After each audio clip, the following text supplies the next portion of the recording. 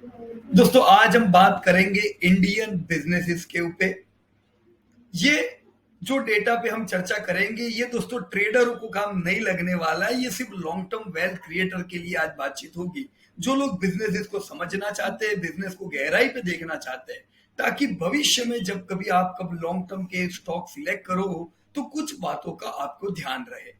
जो डेटा पे हम लोग बात करेंगे ये अभी की जो आरबीआई गवर्नर की जो स्पीच थी उसमें से हमने कुछ डेटा लिया हुआ है जो बड़े काम का है। राइट, तो रेडियो दोस्तों मेरे साथ। अभी ये वो समय चल रहा है जहां पे दुनिया भर के बाजार क्राइसिस में है, टूट रहे हैं। तो इस बाजार के भयंकर फॉल में वॉर, इन्फ्लेशन, अभी कोविड से निकले नहीं थे, और ये तबाही के समय पे आइए दोस्तों बिजनेस पे हम कुछ बातें करें, ताकि हमें पता चले हम कहां से आए हैं बिजनेस में, अभी बिजनेस कैसे हो रहे हैं और हम कहां पे आगे जाएंगे। राइट, एक बढ़िया सा डेटा में सबसे पहले आप लोगों के साथ शेयर कर लूं। The gross direct tax collection for 21-22 stands at 16.4 lakh crore compared to 13.3 lakh crore in 2020-21। दोस्तों ये होता है करीबन 33% का ग्रोथ, जो कि लाजवाब है। तो आने दो दोस्तों दुनिया भर से बुरे समाचार, पर इंडिया के जो समाचार आ रहे हैं ये पॉजिटिव है, आपके लिए ऑप्टिमिस्टिक है दोस्तों। आने वाले समय में हम बढ़िया ग्रोथ देखेंगे दोस्तों भारत में। रिसेंटली अभी एडवांस टैक्स के जो भी डेटा आए हैं वो भी दोस्तों 30% ग्रोथ के हैं Q1 के। तो दोस्तों इंडिया आपको बताएगा बढ़िया ग्रोथ। 3 स्टेजेस हम इंडियन बिजनेस के आज बात करेंगे। First, we will talk about historical evolution of Indian business. Second, current scenario, यहाँ पे opportunities क्या है और challenges क्या है. And third, business to grow requirement, कैसे business आने वाले समय में और बड़े बनेंगे जहां पे आप निवेश कर सकते हो। तो दोस्तों सबसे पहले what is business and benefits of business, जानना चाहोगे business क्या है? Historical, the business has been the creators of wealth. सिर्फ प्रमोटर्स के लिए नहीं दोस्तों, बहुत लोगों के लिए। कैसे ये हम कह सकते हैं दोस्तों? Creators of wealth by 3 things. Number 1, bringing innovation in production and trading activities which facilitate higher productivity, increasing standard of living of people। दोस्तों बिजनेसेस ने ही तो आपको अलग अलग इनोवेशंस दिए हैं। दोस्तों बिजनेसेस ने जो हमें जो अलग अलग प्रोडक्ट और सर्विसेज दी, जब सोचो ये नहीं होता तो क्या हमारा स्टैंडर्ड ऑफ लिविंग ऐसा होता? नहीं दोस्तों, बिजनेसेस है तो हमारा स्टैंडर्ड ऑफ लिविंग इस प्रकार का है। दोस्तों बिजनेसेस है तो ग्रोथ एंड एम्प्लॉयमेंट अपॉर्चुनिटी होती है। दोस्तों बिजनेसेस ना होते तो इतनी सारी जॉब कहां से होती? आज एम्प्लॉयमेंट प्रोवाइड करने वाले कौन है? बिजनेसेस है। They are even the big contributor of tax to country, which indirectly to people of country, है कि नहीं? Third, they have pivotal role for growth and even welfare. So business play pivotal role in economic development of the country. No doubt about it, friends.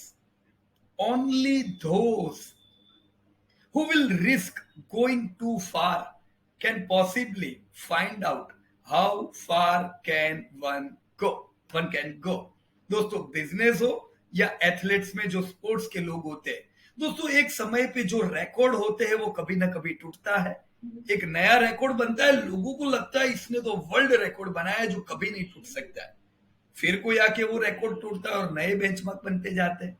दोस्तों इसी प्रकार से आप businesses में भी देखोगे आने वाले समय में नए नए रिकॉर्ड बनते जाएंगे। जो आज अशक्य लगता है, आने वाले समय में वो साधारण होगा। दोस्तों underline theme of business is explore opportunities. दोस्तों बिजनेस कैसे बनते हैं या बिजनेस कैसे बड़े बनते हैं? दोस्तों हर बिजनेस कुछ अपॉर्चुनिटीज को एक्सप्लोर करता है। दोस्तों जितनी उनकी प्रोडक्ट या सर्विस हाई क्वालिटी होगी, अनरिप्लेसेबल होगी, दोस्तों वो प्रोडक्ट वो क्वालिटी मुझे कहीं और से नहीं मिल सकती है, तो वो ब्रांड बन जाती है। दोस्तों और वो ब्रांड लंबी टिकती है। सो बिजनेस क्या है? Exploring opportunities, they take risk and capitalise upon them. कभी कभी कभी तो गाड़ी की शोध हुई थी, उन्होंने रिस्क लिया, कैपिटलाइज हुआ। कभी प्लेन की शोध हुई, रिस्क लिया, कैपिटलाइज किया। इसी प्रकार से नए नए इनोवेशन आपकी ओर से हो सकता है, दुनिया को मिले या दुनिया की ओर से आपको मिले। रिस्क लेंगे और हम उसे कैपिटलाइज भी कर पाएंगे दोस्तों। तो बिजनेस तो चलते ऐसे ही है। History of Indian business is छोटी नहीं है दोस्तों, इट्स अ फैसिनेटिंग स्टोरी। दोस्तों बहुत लोगों को लगता है कि आज जब हम बड़े बिजनेसेस की बात करते हैं तो दुनिया भर के बिजनेसेस की बातें होती है। दोस्तों ऐसा नहीं है, आपके भारत के बिजनेसेस की बातें दुनिया भर में होती थी। Friends, traditionally Indian business were rooted in local knowledge and resources that were greatly admired all over the world. आपके भारत की जो प्रोडक्ट्स थी, भारत की जो सर्विसेज थी, दुनिया भर के लोग इसे यूज करते थे और उसे एडमायर करते थे दोस्तों। कैसे? कॉलोनियल पीरियड में क्या हुआ दोस्तों, आपके जो बड़े बिजनेसेस थे, जो प्रोडक्ट और सर्विसेज आप दुनिया भर में एक्सपोर्ट करते थे, जिसे लेने के लिए दुनिया भर से लोग भारत आते थे दोस्तों, वो बंद हुआ कॉलोनियल पीरियड में जब हम गुलाम हुए। During the colonial period however our business were faced with existential challenges। बराबर की नहीं दोस्तों, जो बिजनेस करते थे आप लोग, वो टिकने के लिए भी उनके लिए मुश्किल ही थी। एग्जिस्टेंशियल चैलेंजेस क्यों थे? Primarily due to policies adopted by the colonial government. क्योंकि वो क्या चाहते थे? पैसा उनके देश में जाए, पैसा वो कमाए। तो हम लोग तो यहाँ पे वो क्या चाहेंगे हम लोगों से? हम खाली मजूरी करें और पैसे उनको देते जाए। यही था कॉलोनियल पीरियड। तो ऐसे में आप कैसे उम्मीद कर सकते थे कि इंडियन कंपनीज बहुत बड़ी बने? तो दोस्तों चैलेंजिंग दौर था।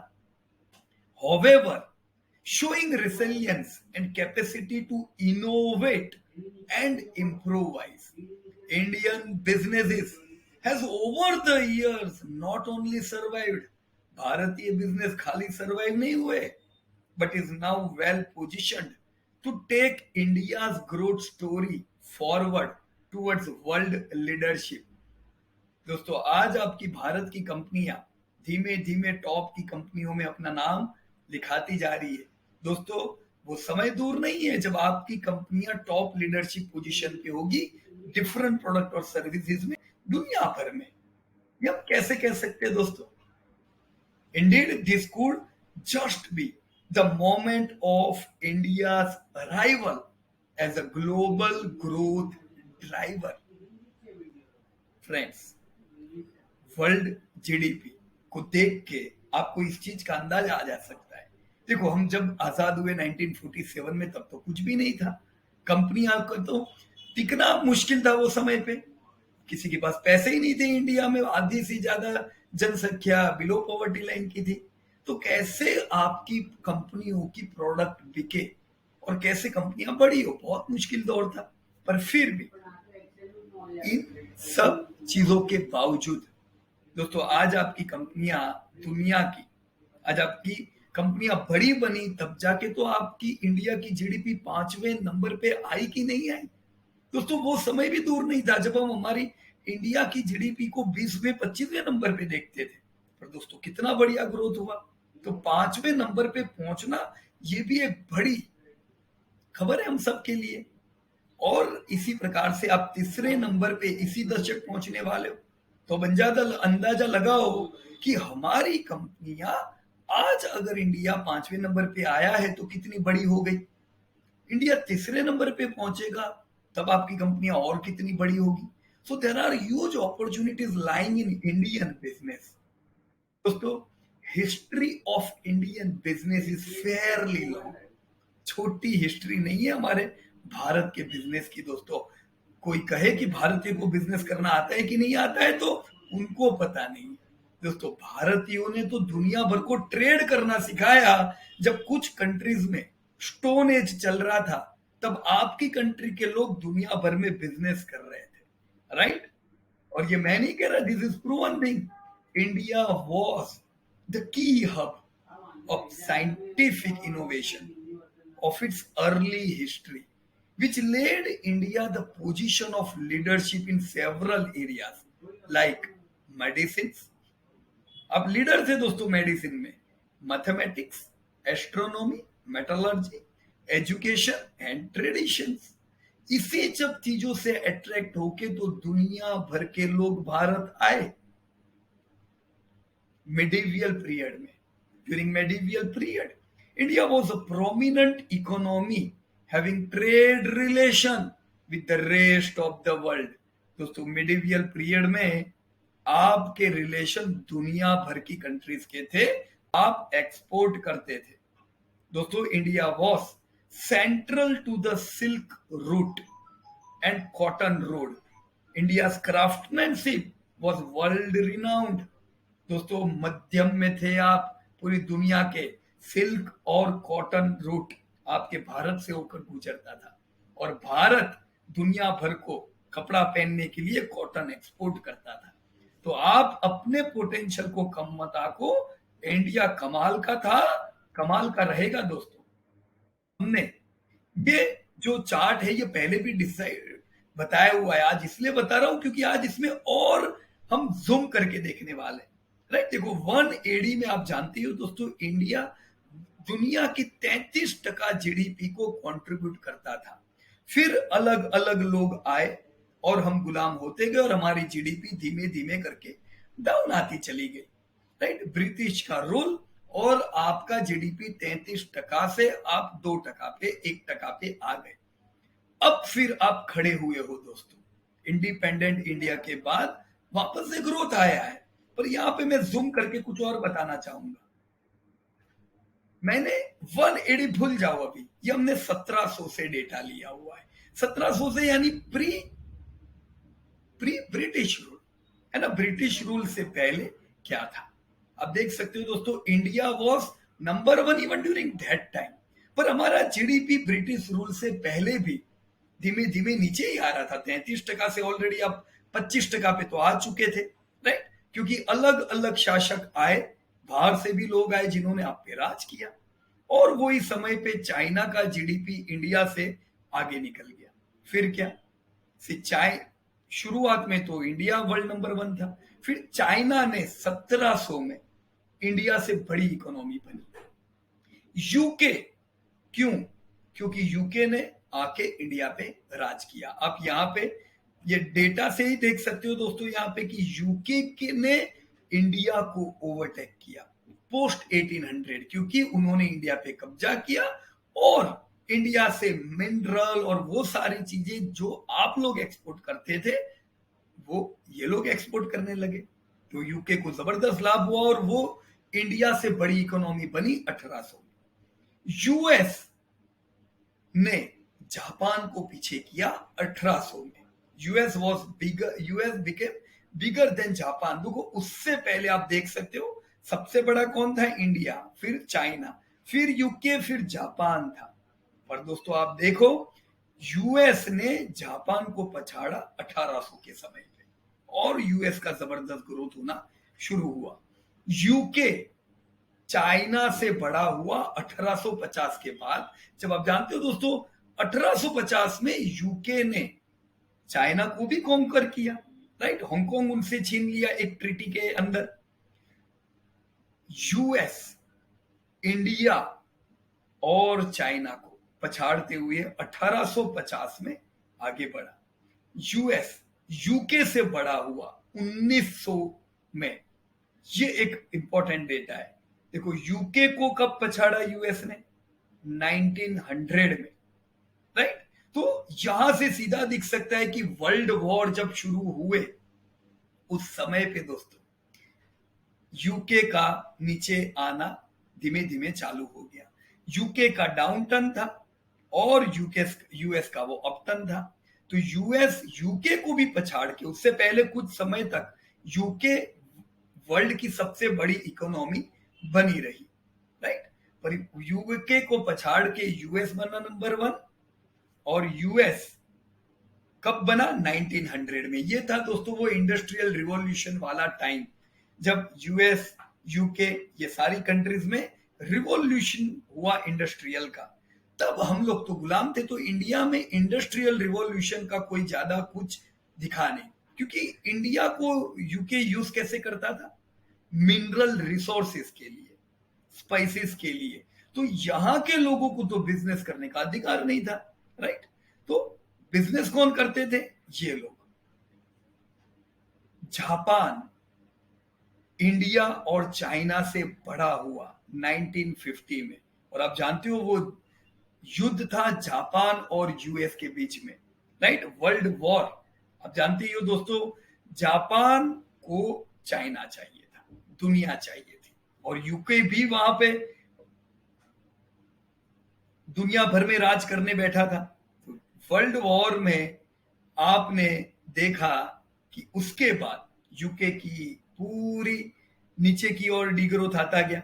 इवन जापान का ग्रोथ इंडिया और चाइना दोनों से बड़ा हुआ, क्योंकि हम जब आजाद हुए तब तक जापान भी खड़ा होने लगा था, पोस्ट हिरोशिमा नागासाकी। चाइना ने बढ़त करनी चालू की, और चाइना वापस जापान और यूके को पछाड़ के 2000 के साल के बाद वापस से खड़ा हुआ। तो चाइना ने तो ये यूटर्न 2000 में दिखा दिया, क्योंकि 1980 के समय पे वहां पे काफी रिफॉर्म हुए, तो वो रिफॉर्म ने चाइना को मदद की। इंडिया में वो दौर रिफॉर्म का नहीं था दोस्तों, इंडिया के रिफॉर्म बहुत लेट आए, नहीं तो इंडिया भी चाइना की तरह जबरदस्त ग्रोथ कर सकता था। पर ये जो चाइना आप देख रहे हो, जापान, यूके सबको पछाड़ के नंबर 2 आया। आने वाले कुछ सालों में आप देखोगे कि चाइना यूएस को भी पछाड़ के नंबर 1 हो जाएगा, राइट? तो ये थे कुछ चेंजेस जो हमने जूम करके देखे। यहाँ पे जो शिफ्ट, जो इंडिया पे जो राज हुआ, उसका कुछ चित्र आपके सामने है कि कैसा था वो चित्र। दोस्तों, मुगल के बाद आप जानते ही हो बहुत से पोर्शन पे मराठा राज्य भी था, राइट? उसके बाद यहां पे वॉरेन हेस्टिंग की ओर से आपने देखा कैसे ईस्ट इंडिया ने फैलना शुरू किया।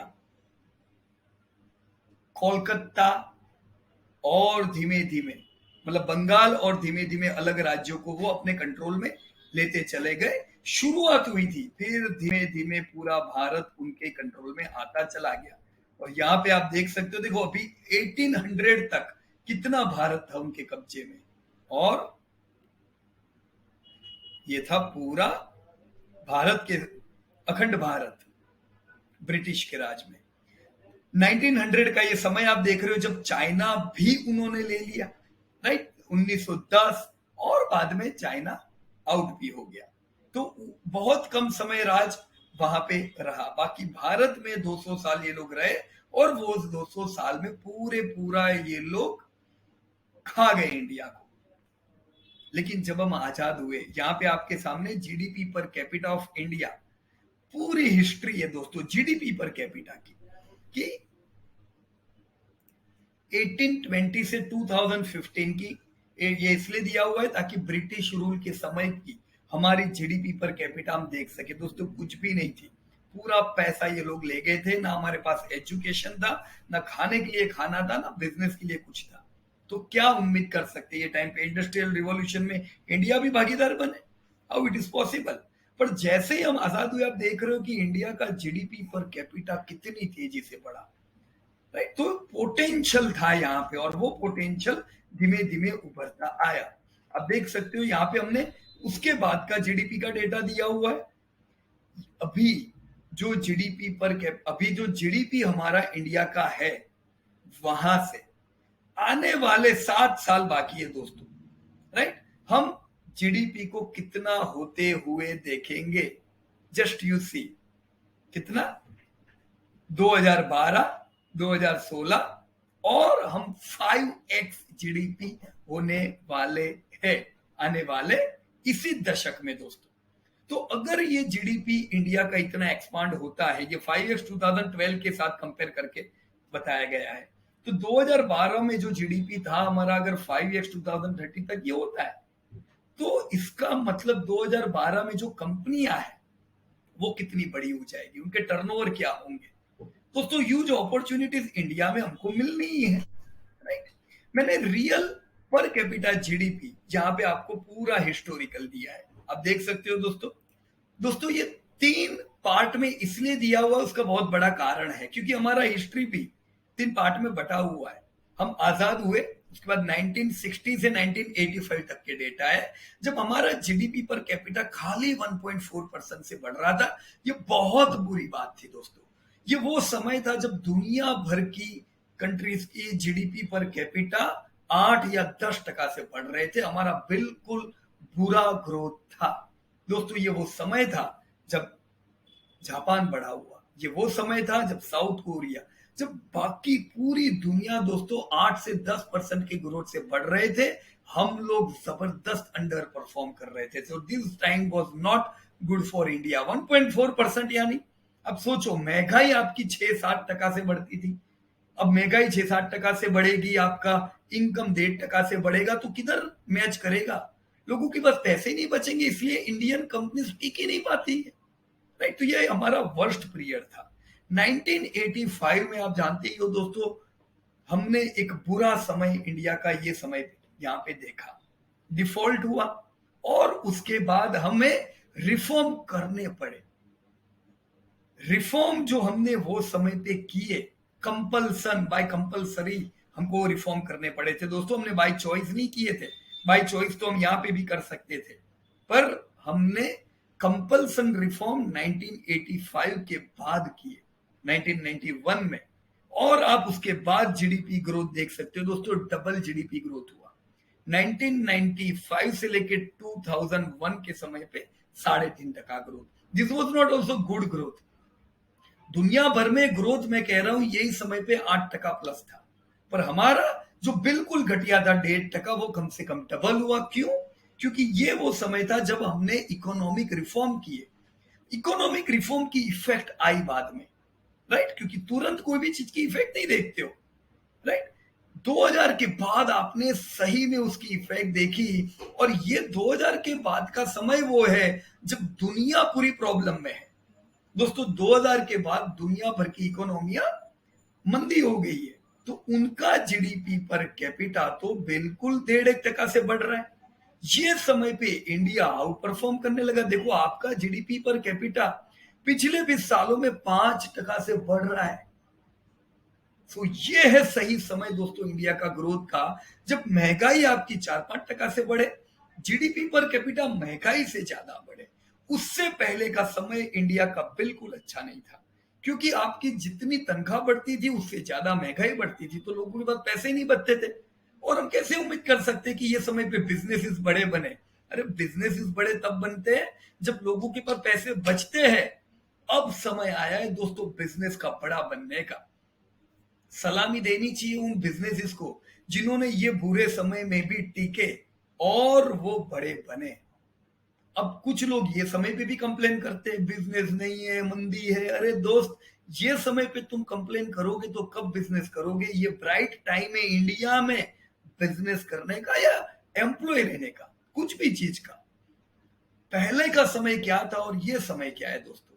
आने वाले समय में ये 5% नहीं, हम इंडिया का जीडीपी पर कैपिटा 5 से 10% में बढ़ता हुआ देखने वाले हैं, और महंगाई 4-5% बढ़ेगी। ये तो ये साल हमारी महंगाई 8% पे बढ़ी है, दुनिया की तो उससे भी बुरी हाल है। पर ये ऐसा नहीं टिकेगा। आने वाले समय में आपका जो इनकम है वो महंगाई से करीबन दुगना बढ़ने वाला है। तो रेडी हो जाओ, इंडियन कंपनीज बहुत बड़ी बनेगी, क्योंकि लोगों के पास पैसे बचने वाले खर्चा करने के लिए। All right, very important thing, foreign capital invested in India. अभी आप देखते हो ना कि एफडीआई आई, कितना पैसा इंडिया में डाला। ये मैं आपको 1948 का डेटा बता रहा हूं, तब कितना फॉरेन कैपिटल इंडिया में था दोस्तों। जो सबसे रीढ़ की हड्डी होती है मैन्युफैक्चरिंग, वो उस समय खाली 28% था। कितना? 28%। कोई फोकस ही नहीं था मैन्युफैक्चरिंग पे, क्योंकि ब्रिटिश चाहते ही नहीं थे आप मैन्युफैक्चरिंग करो। ब्रिटिश क्या चाहते थे? मैन्युफैक्चरिंग वो करे, आप उनको रॉ मटेरियल सप्लाई करो। उनको जो यूके में चाहिए वो सब सस्ता इंडिया से मिल जाना चाहिए। तो ये तो कोई प्रमोशन ही नहीं था। 37% मर्केंडाइजिंग एंड ट्रांसपोर्ट, ये भी इसलिए ताकि वो कोने कोने तक पहुंच के माइनिंग करके यूके पहुंचा सके, कोने कोने तक पहुंच के कॉटन लेके यूके पहुंचा सके, एग्री ले यूके पहुंचाए। तो ये सारा जो आप देख रहे हो ये सिर्फ ब्रिटिशर्स के फायदे के लिए ये था, बाकी इसमें इंडियन बिजनेस कहां बड़े बनने वाले थे। 20% इन्वेस्टमेंट किधर था? T, coffee and rubber plantation, again this was raw material. तो हम खाली यूके के लिए रॉ मटेरियल थे, हम और कुछ नहीं थे। ये हाल था दोस्तों 1948 में कैपिटल इन्वेस्टेड का। और अभी का क्या हाल है, कितना ब्राइट आप लोग बढ़ रहे हो दोस्तों। ये और एक डेटा बहुत ही इंपॉर्टेंट है दोस्तों, वो समय पे कितनी कौन सी इंडस्ट्रीज थी और उसके बाद अभी के 1948 का डेटा भी आपने ये देखा ना, उसके बाद ये समय पे कोई इंडस्ट्री नहीं थी, ओनली प्राइमरी इंडस्ट्रीज थी इंडिया में। उसके बाद क्या जन्म हुआ आपने देखा, टेक्सटाइल इंडस्ट्री इंडिया में बड़ी बनी कि नहीं पिछले 50 सालों में, राइट। तो जब हम आजाद हुए हमने कॉटन को वापस से कपड़ों में ढालना शुरू किया। जूट इंडस्ट्री आज ये छोटी इंडस्ट्री है, पर वो समय पे ये इंडस्ट्री भी बड़ी हुई क्योंकि आपको आता था ये production. Paper industry, iron and steel, अब वही लोग जो पहले माइनिंग मिनरल की कंपनियां चलाते थे उन्होंने ही आयरन और स्टील बनाना चालू किया। सीमेंट, अगेन माइनिंग से आप लोग सीमेंट प्रोड्यूस करने लगे। और देखो आज ये सारी इंडस्ट्री में आप सबकी कंपनियां एक लेवल पे तो पहुंच चुकी है, पहुंची ना। तो ये हमने पिछले 75 सालों में देखा कि ये सब इंडस्ट्रीज बड़ी बनी। पर हमारी तो कहानी कब से शुरू हुई? 1947 से, जब इन सब के पास कुछ भी नहीं था और ये लोग आज बड़े बन चुके हैं, right. Initial Indian businesses which were mere raw material supplier during colonial era emerged as large business houses post independent। देखो इंडिपेंडेंट के बाद आज हम कितने बड़े बड़े बिजनेस हाउसेस के नाम सुन रहे हैं ना। तो इंडियन को पता है बिजनेस कैसे करना है। Many problems were there post independence. देखो हमने वॉर्स का सामना किया कि नहीं किया, 1962, 1965, 1971। आसान होता है क्या ये समय पे धंधा करना? बिल्कुल नहीं दोस्तों, पैसा ही नहीं होता है लोगों के पास। ड्राउट्स 1965, 1966, अरे यार अभी बारिश थोड़ी कम होती है तो भी महंगाई कैसी बढ़ जाती है। और आप देखते हो बाजार गिरता है, कम बारिश पे, एवरेज बारिश नहीं, मैं तो कम बारिश कह रहा हूं। तो ड्राउट्स में क्या हुआ होता है, ये समय पे दोस्तों लोगों के पास खाने के लिए पैसे नहीं होते, महंगाई आसमान पे होती है, फिर भी हम टिके कि नहीं। ओपीईसी ऑयल क्राइसिस आपने देखे 1963 पे, और हम तो पूरे पूरे उन पे डिपेंड है कि नहीं, फिर भी आप निकले। अरे इमरजेंसी देखी आपने इंडिया की 1975 में, जब आप चाहो वैसा नहीं हो सकता था, वो चाहे ऐसा हो सकता था। इन सब चीजों के बावजूद India emerge stronger every time, right और रॉन्ग। तो इससे बड़े तो मुश्किल क्या आज देख रहे हो? नथिंग यार। ये समय पे इन लोगों ने बिजनेस किए और आज देखो कितने बड़े बने। तो आज हमें तो ये कहना ही नहीं चाहिए कि बहुत मुश्किल है धंधा करना। 1980 में दोस्तों बड़े बदलाव आए। दोस्तों 1980 मैंने इसलिए यहाँ पे लिखा हुआ है क्योंकि हमारे प्रॉब्लम की शुरुआत यहाँ पे हो चुकी थी। समझ चुके थे कि इंडिया प्रॉब्लम में जा रहा है 1980 के आसपास, और ओपन लाइसेंस की शुरुआत हुई। Open general licence for import expanded, जो पहले हम लोग नहीं करते थे। इंडस्ट्रियल कंट्रोल को थोड़ा थोड़ा ईज किया जाने लगा क्योंकि पहले बहुत कंट्रोल में थी इंडस्ट्रीज, धंधे ऐसे होते ही नहीं थे। एक्सटर्नल बोरोइंग लिमिटेड बेस पे शुरू कर दी गई क्योंकि प्रॉब्लम दिखने लगे। और फिर दोस्तों 1990 में एक्सटर्नल पेमेंट क्राइसिस आ गया। अब ये कहते हैं ना कि मुश्किल ही आती है, वो भी अपॉर्चुनिटीज लेके आती है। तो 1990 की जो इतनी बड़ी मुश्किल हमारे सामने आई, जब हमें हमारा सोना भी गिरवी रखना पड़ा। अब ये बात देखो बिल्कुल अच्छी नहीं थी। It was not well managed. Why? क्योंकि दूसरी सब कंट्रियां ये समय पे ग्रोथ कर रही थी 10-10%। 8% का तो दुनिया का ग्रोथ था, पर हमारा हाल बुरा था।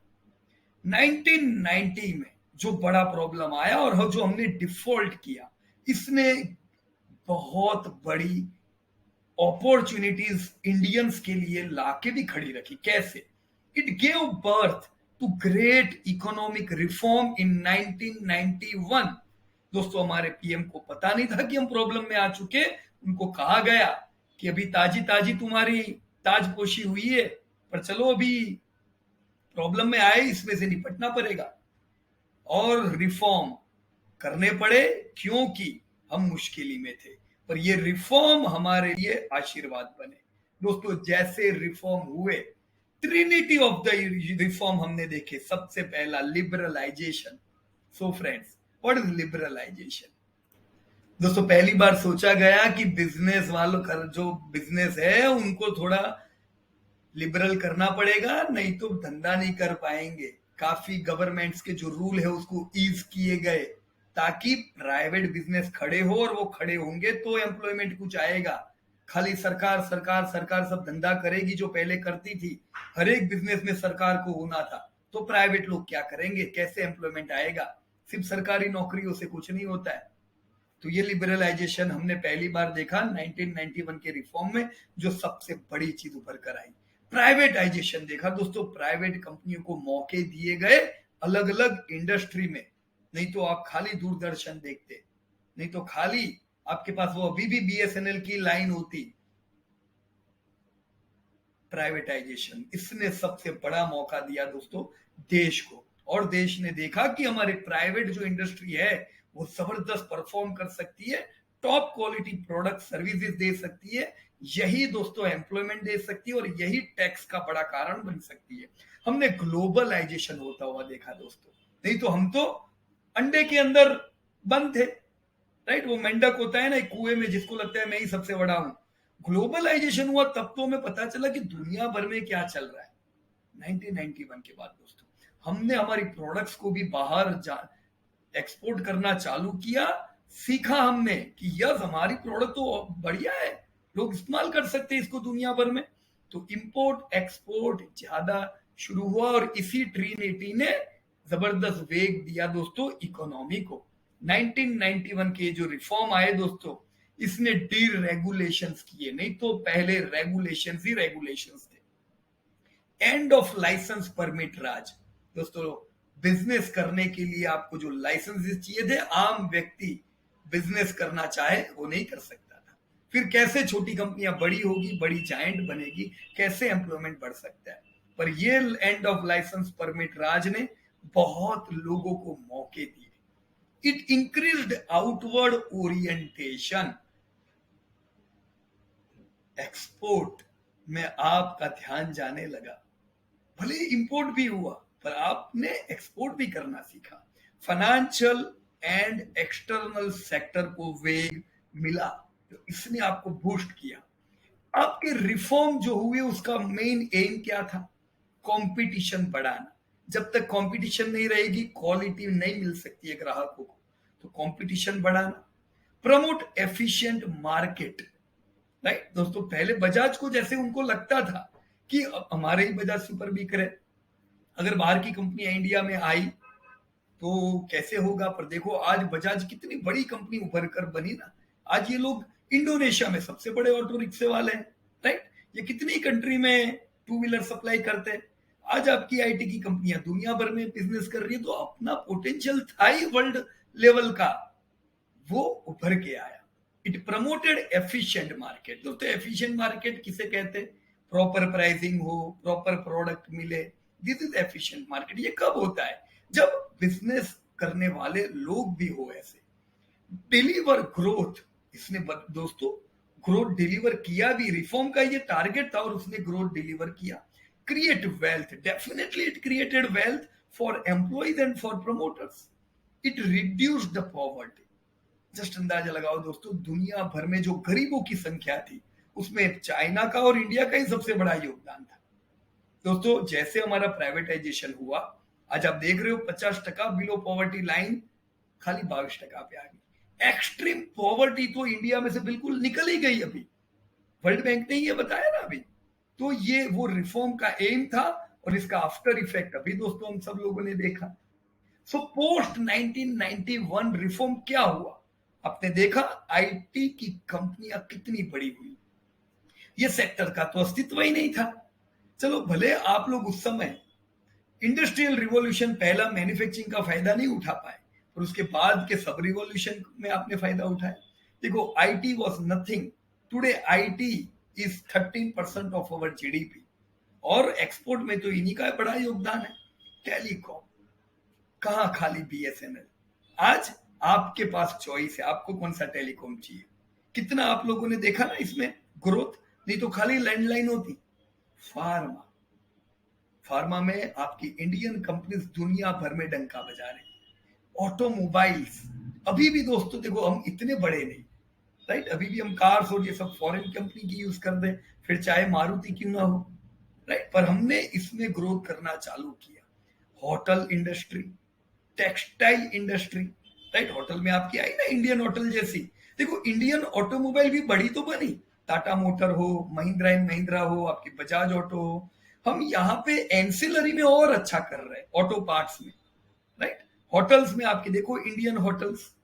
टेक्सटाइल, आपने अपनी टेक्सटाइल कंपनियों को बड़ा होता हुआ देखा।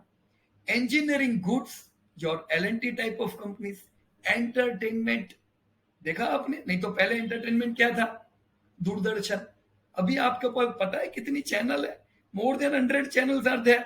वो छोड़ो, अभी तो नेटफ्लिक्स ना अमेजॉन प्राइम ना, कितना डेवलपमेंट हुआ है, राइट। सो रिफॉर्म ने हमें अपॉर्चुनिटीज दी बिजनेस करने की, और जो लोग हैं उनको प्रॉपर प्रोडक्ट्स मिली। Indian companies became global multinational companies, agreed और नॉट। आज हमारी कंपनीज ग्लोबल मल्टीनेशनल कंपनी बनी, तो ये तो अभी शुरुआत हुई है दोस्तों टेक्नोलॉजी की मदद से। So this is beginning of your Indian companies. अभी तो आगे आगे देखो खेल होना है क्या दोस्तों। हमने पिछले नियर टर्म में, शॉर्ट टर्म की मैं बात कर रहा हूं, अभी जस्ट 2008 में हमने ग्लोबल फाइनेंशियल क्राइसिस देखे थे। वो समय पे दुनिया भर में ग्लोबल फाइनेंशियल क्राइसिस आए, पर इंडिया सबसे पहले ये क्राइसिस में उभर के बाहर आया। तब लोगों की पहली बार नजर आई इंडिया पे कि यार ये इंडिया ने इतना जबरदस्त ग्रोथ कैसे कर लिया फाइनेंशियल क्राइसिस में भी। कोविड-19 पैंडेमिक में इंडिया ने सबसे पहले वी शेप रिकवरी दी। अभी भी कई डेवलपिंग कंट्रीज है जो 2 साल बाद प्री कोविड लेवल पे जाएगी, but India is about there pre covid level. War आया यूरोप में, और ये वार ने इन्फ्लेशन को बूस्ट किया है। अभी हम लोग और दुनिया पूरी अफेक्टेड है, पर फिर भी इंडिया वार के समय पे भी ग्रोथ जबरदस्त कर रहा है। इन्फ्लेशन हमारा बड़ा है, पर दुनिया में जो बड़ा है उतना नहीं है, राइट। असल में ये समय पे डेवलपिंग कंट्रीज को बहुत बड़ा इफेक्ट आ सकता है। आपने देखा ना कुछ और हमारे जैसी डेवलपिंग कंट्रीज के क्या हाल हुए, कहां पे 250 रुपए पेट्रोल पहुंच गया है। क्यों? इंडिया में दोस्तों ऐसा इसलिए नहीं होगा because India is a better managed country, और हम हर बार की तरह ये बार भी सबसे पहले खड़े होंगे, सबसे तेज दौड़ेंगे, सबसे अव्वल दौड़ेंगे दोस्तों। भारत ने हर मुश्किलों को अपॉर्चुनिटीज बना के देखा है दोस्तों। लेटेस्ट रिफॉर्म्स, फिर चाहे गवर्नमेंट के हो, चाहे आरबीआई के हो, जो भी हमने देखे, ये बूस्टर डोज बन के खड़े हुए हैं। Latest reform is booster dose for long term growth. दोस्तों ये रिफॉर्म इंडिया को लॉन्ग टर्म ग्रोथ देने वाला है। Just check your tax bonanza, what a collection trend friends, collection cross 1.5 lakh crore for the first time in April, total around 1 crore return filed in April। ये क्या है दोस्तों, जबरदस्त आने वाले समय में ये वो घोड़े हैं जो अभी अभी तबेले से निकले हैं, और जो दौड़ने वाले हैं वो आप देख नहीं सकते हो दोस्तों। इंडिया को ये जबरदस्त ग्रोथ देखा दोस्तों। जीएसटी, अभी जो हमने डेटा देखा दोस्तों, आपने जीएसटी के भी डेटा देखे, हम लाइफ टाइम हाई पे लाइफ टाइम हाई लगाते जा रहे हैं। जस्ट अभी कुछ समय पहले उसका विरोध हो रहा था। दोस्तों मैं आपको बता दूं, कई कंट्रीज को बहुत लंबा समय लगा था इसे स्टेबिलाईज होने में। इंडिया ने बहुत ही कम समय में उसको स्टेबिलाईज कर दिया है। तो हमने ये कैसे किया? Because it was well managed. Some countries introduced and even withdrew due to inefficiencies. Bharat में ऐसा समय नहीं आया विड्रॉ करने का, और उल्टा हमारा तो हाई एफिशिएंट होता जा रहा है जीएसटी। इंडिया दिस 1 जुलाई दोस्तों, ये 1 जुलाई को 5 साल पूरे होंगे सक्सेसफुल इंप्लीमेंटेशन पे। और देखना ये जून के भी जीएसटी के डेटा कम से कम 30% ग्रोथ आपको पिछले जून से दिखने वाला है दोस्तों। Right, so everything is going well and as per plan, are improving. दोस्तों we have improved ease of doing businesses. कितने ही लाइसेंस खत्म कर दिए, कितने ही सर्टिफिकेशन खत्म किए। ईज ऑफ डूइंग बिजनेस, जो बिजनेस करने वालों को जितनी मुश्किल होती थी वो आसान हो गई है दोस्तों। Simplifying procedures, make in India is our focused, production link incentives, ये सब चीजों को ध्यान में रख के आपका इंडिया किधर पहुंचने वाला है, कंपनीज कितनी बड़ी होगी दोस्तों। रिफॉर्म जो आपने देखे, वी हैव रेशनलाइज्ड लेबर लॉस। नहीं तो आपने देखा है बहुत सी जगह पे लेबर लॉ की वजह से भी कंपनियां बंद हो गई। आईबीसी कोड ऑफ 2016, ये दोस्तों माइंड ब्लोइंग, एकदम इंडिया को ब्रेकआउट देने वाला लॉ था। जस्ट अंदाजा लगाओ, अगर ये लॉ नहीं होता तो आलोक का क्या हुआ होता, रुचि सोया का क्या हुआ होता, कितनी कंपनियां हैं दोस्तों, भूषण स्टील, ये सब कंपनियों का क्या हुआ होता। दोस्तों आज आईबीसी कोड की वजह से इनको बायर मिले और हमने हमारे एनपीए को कम होते हुए देखा। सो दिस वाज कोड जो बाकी की कंट्रीज ने तो 25-30 साल पहले इंट्रोड्यूस कर दिया, हमने नहीं किया था। चलो अभी किया और देखो रिजल्ट आने चालू हो गए। इंफ्रा में हम गजब कर रहे हैं, आपने देखा रोज नए नए अनाउंसमेंट आ रहे हैं, आज ये किया कल वो किया। आज जब मेरा ये प्रेजेंटेशन, आज जो मैं आप लोगों को बात कर रहा हूं, मैंने आज सुबह ही देखा कुछ 14 किलोमीटर की टनल का ओपनिंग इन दिल्ली। और परसों मेरे ही शहर में, मतलब हमारे ही स्टेट में, आपने देखा 500 साल बाद एक जो मंदिर था काली माता, जिसको लोग कितना पूछते हैं, 500 इयर्स बाद किसी को याद आया कि चलो कोई तोड़ के गया था इसे वापस बनाते हैं। दोस्तों ये रोज नई नई चीज आप देखोगे, रोज नए नए डेवलपमेंट्स आप देखोगे अलग अलग चीजों में। तैयार हो जाओ दोस्तों, इंडिया इंफ्रा में गजब करने वाला है। नेशनल इंफ्रास्ट्रक्चर पाइपलाइन दोस्तों, इसके ये एनआईपी को ध्यान में रख के आपको सोचना चाहिए कि डेफिनेटली 2026-27 में 5 लाख करोड़ का GDP, sorry 5 trillion GDP India होने ही वाला है। नेशनल मोनेटाइजेशन प्लान ये भी जो लॉन्च किया स्पेशली फॉर इंफ्रा, गति शक्ति गति देने के लिए, और उसके साथ आरबीआई सक्सेसफुल। हाईली सक्सेसफुल क्यों कहेंगे? कोविड में कितना बढ़िया इन लोगों ने मैनेज किया, इसमें आरबीआई का बहुत बड़ा योगदान है for giving V shape recovery. दोस्तों ये समय पे अगर हम धंधा नहीं कर पाएंगे तो कब करेंगे यार। स्टार्टअप्स देखे आपने, यही स्टार्टअप कल बड़े बनने वाले हैं। कहां कहां से स्टार्टअप आए, digital payments, online retail, on demand delivery, Zomato जैसे ऑनलाइन रिटेल आपने देखे, नाइका जैसे डिजिटल पेमेंट आपने देखे, पेटीएम जैसे। एजुकेशन में आपने देखा बाइजू कमाल कर रहा है, सॉफ्टवेयर में आपने कई कंपनियों को देखा, एंड मच मोर आइडियाज। आप आइडिया लेके आओ, वो आइडिया से अगर लोगों को फायदा होता है उसको आप कैपिटलाइज कर सकते हो। दोस्तों स्टार्टअप्स की तो शुरुआत हुई है। कुछ समय पहले लोग कहते थे इंडिया में स्टार्टअप नहीं टिक सकते, देखो 2011 में 1 यूनिकॉर्न, 12 में 1, 13 में 1, और 14 के बाद आपने देखा लाइन लगी, और पिछले 2021 में तो कमाल हो गया, 53 यूनिकॉर्न। यानी आप हर साल क्या कर रहे हो पता है? पुराना टोटल करो, ये जितना पुराना टोटल होता है उतने नए यूनिकॉर्न बाहर आते। 2022 में अभी तो पहला क्वार्टर बीता है, पहला क्वार्टर, और ये 15 तो आपकी लाइन आ चुकी है दोस्तों। अंदाजा लगाओ अभी ये किधर तक पहुंचने वाले यूनिकॉर्न हमारे। जबरदस्त ग्रोथ होगा दोस्तों यूनिकॉर्न्स का इंडिया में। Startups. These are supported by venture capitals and angel investors, incubators and accelerators. Boosted by new pattern of consumptions in society. दोस्तों जो नई नई पैटर्न बन रही है, जैसे आपकी इनकम बढ़ रही है, आपके अलग अलग प्रकार से कंजप्शन के पैटर्न बदलते जा रहे हैं। ये जो स्टार्टअप्स उनको समझेंगे, नए नए स्टार्टअप्स आएंगे और बड़े बनते जाएंगे दोस्तों। रिस्क भी होता है, राइट। हर स्टार्टअप बड़ा नहीं बनने वाला है, लेकिन इनमें से कुछ स्टार्टअप तो बड़े होने ही वाले हैं ना कल। तो इन्वेस्टर इन्वेस्टिंग इन स्टार्टअप्स को देखना चाहिए। Evaluate the build of risk, कितना रिस्क है कंपनियों में। Evaluate the build of vulnerability. Think long term sustainability, खाली शॉर्ट टर्म मत सोचो। देखो एक स्टार्टअप अभी जस्ट आपको पता ही होगा कि बंद हो गई।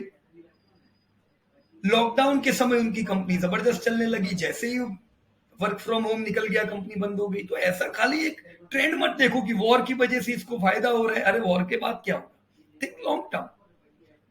एडॉप्शन ऑफ टेक्नोलॉजी, आपकी स्टार्टअप्स कैसी टेक्नोलॉजी को एडॉप्ट करते जा रही है और डेटा लर्निंग और आर्टिफिशियल इंटेलिजेंस का फायदा उठा रही है। इनका फायदा उठा के ये सब कंपनियां बहुत बड़ी बनेगी दोस्तों, उन पे ध्यान। टेक्नोलॉजी कमाल करेगी दोस्तों। Customer needs, innovation, market trend, manage production efficiently, कम पैसा लगा के हाई प्रोडक्शन करें। Adapt as per changing needs. दोस्तों आपकी स्टार्टअप हो या आपकी ये सब बड़ी कंपनियां जहां पे आप निवेश कर रहे हो, ये सब कंपनियां ऐसे ही बड़ी बनती जाएगी। इसमें टेक्नोलॉजी का एक बड़ा रूप हम लोग देखेंगे। तो आपकी कंपनी में दोस्तों ये देखो कि कैसे कंपनियां नई नई प्रोडक्ट्स लेके आ रही है, कैसे लोगों को और बढ़िया सर्विस देते जा रही है, right. Business for long term success, खाली प्रोडक्ट, खाली ब्रांड, खाली गुड बिजनेस, खाली एग्रेसिव मार्केटिंग नहीं चाहिए। साथ में दोस्तों स्ट्रॉन्ग कॉर्पोरेट गवर्नेंस भी चाहिए। कंपनी आपकी बहुत अच्छी है पर चीटिंग करती है, क्या चलेगा ऐसा। कॉर्पोरेट गवर्नेंस स्ट्रॉन्ग हो, उनके एथिक्स में वो लोग पक्के हो, हर बार बार बार उनका झूठ पकड़ा जाए, that is not good. Accounting में उनकी ट्रांसपेरेंसी हो, जीएसटी की चोरी पकड़ी गई, अच्छा लगेगा ये।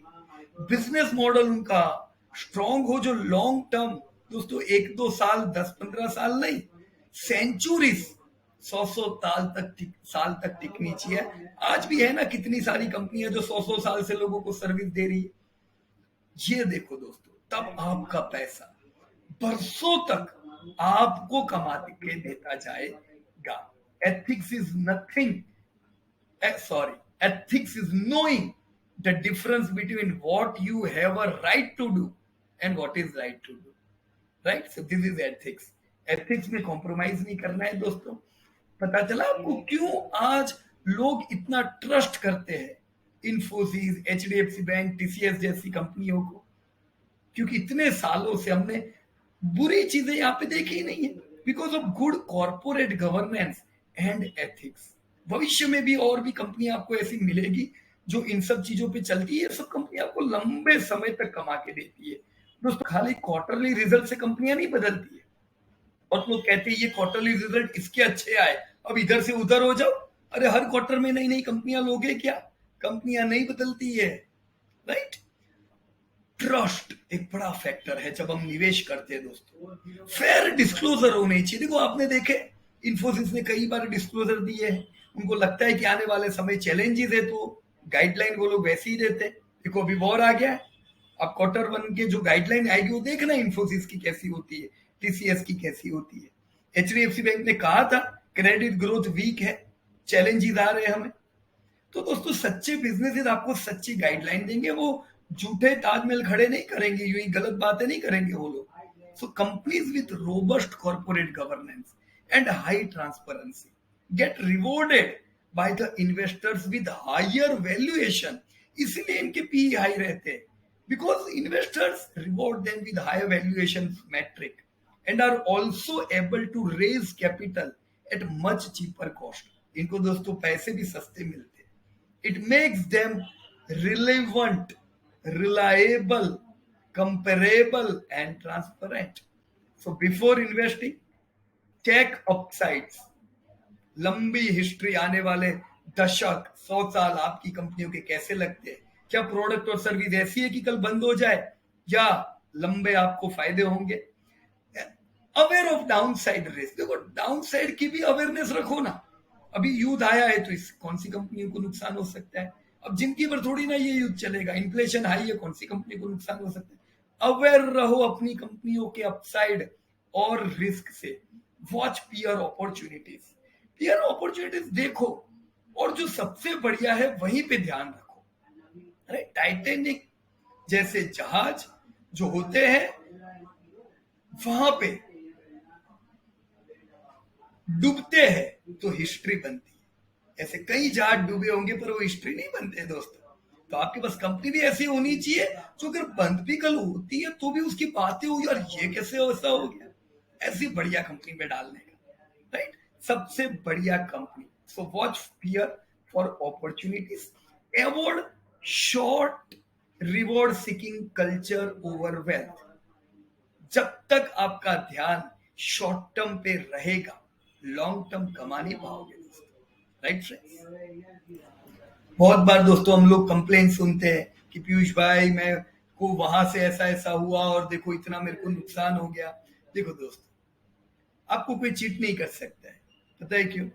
जब तक आपके अंदर वो दिया जलता जाएगा सट्टा करके कमाने का, शॉर्ट टर्म गेन करने का, तब तक उस दिए को तेल देने वाले आपको मिलते जाएंगे। अरे वो दिया ऐसा कैसा जिसको ये सब लालच हो। आपको लगता है ये बड़े बड़े बिजनेस को ये शॉर्ट टर्म लालच होती है? नहीं तो जब बुरी चीजें आती है वो अपने धंधों को बंद कर देंगे। दिया ऐसा है इसलिए तेल मिलता है, नहीं तो आपको कोई मिलेंगे नहीं जो है चीटिंग बीटिंग होगा आपके साथ, क्यों होगा, राइट। लॉन्ग टर्म सोचो। Risk taking is the essence of business. देखो दोस्तों, आप जब भी बिजनेस की बात करते हो रिस्क तो होता ही है ना, बट पहले रिस्क रखो, प्रॉपर डाइवर्सिफिकेशन रखो ताकि वो रिस्क आपको मैटर ना करे। See India has the long history of industry entrepreneur. देखो ये सब लोग किसके मैंने फोटोग्राफ रखे, ज्यादातर वो लोग हैं जिन्होंने बुरे समय में भी प्रगति की, इसीलिए आज ये लोग और आगे बढ़ते जा रहे हैं। और हम कहते हैं अपॉर्चुनिटी नहीं है दोस्तों। The story of the new age Indian entrepreneurs is fascinating and now we are witnessing new flag barriers. ये वो लोग हैं दोस्तों जो आज के मिलेनियल के समय पे आगे बढ़ते जा रहे हैं, और मैं इसमें आप लोगों के भी चेहरे देखने वाला हूं। ये समय पे अगर हम आगे नहीं आए दोस्तों तो बताओ मुझे कब आएंगे। चाहे आप एम्प्लॉय हो, कितने बड़े बड़े आज हमने देखे, सुंदर पिचाई क्या है, प्रॉपर एम्प्लॉय। कुक, हमने पेप्सिको के जो सीईओ देखे, कितना बढ़िया ग्रोथ किया। तो ऐसा मत सोचो, बहुत से लोग क्या बोलते हैं नौकरी में कुछ नहीं होता, बहुत से लोग बोलते हैं धंधे में कुछ नहीं होता है, उनको वो जो करते हैं उसमें कुछ भी नहीं दिखता है। अरे जो कर रहे हो उसको प्रॉपर करें। ये जो लोग है ना वो ये समय पे जबरदस्त आगे बढ़ रहे हैं, और हम ऐसे बहुत से चेहरे इंडिया में देखने वाले। 10 ट्रिलियन आने दो दोस्तों। दोस्तों overnight success stories take a long time. ये सिर्फ कहानियां होती है। कल मैं 50 लाख कमाया, कल मैं 5 करोड़ कमाया, कल मैंने 10,000 का प्रॉफिट किया, ये सब बातों पे रहोगे तो यही कहानियां सुनते जाओगे दोस्तों। स्टीव जॉब ने बहुत बढ़िया कहा है कि जिसको आप ओवरनाइट सक्सेस सोचते हो ना, उसको भी यहाँ पे आने में लॉन्ग टाइम लगा है। तो मैं झूठ नहीं कहूंगा दोस्तों कि लॉन्ग ओवरनाइट सक्सेस मिलती है, नहीं दोस्तों। आपको एक समय देना होगा, और वो समय देने के बाद आप जबरदस्त आगे बढ़ोगे। आपने सोचा नहीं होगा कि आपका पोर्टफोलियो आपको हर कोई रिवॉर्ड दे रहा है। आपकी छुट्टियां कौन करा रहा है? आपकी इनकम नहीं, पोर्टफोलियो से छुट्टी ले रहे हो। आपके जो ड्रीम्स है, वो ड्रीम कार, वो ड्रीम हाउस, पोर्टफोलियो आपको देता जा रहा है। So focus on money at work. ये था दोस्तों हमारी ओर से। मैं पीयूष पटेल सबको प्रणाम करता हूं, प्रॉफिट फ्रॉम इट की ओर से। अगर दोस्तों आप इसी प्रकार के बिजनेस और स्टॉक मार्केट इन्वेस्टिंग रिलेटेड सच्चे अपडेट चाहते हो, सब्सक्राइब कीजिएगा हमारी चैनल को। Thank you very much and जय हिंद टू एवरीबॉडी। धन्यवाद दोस्तों।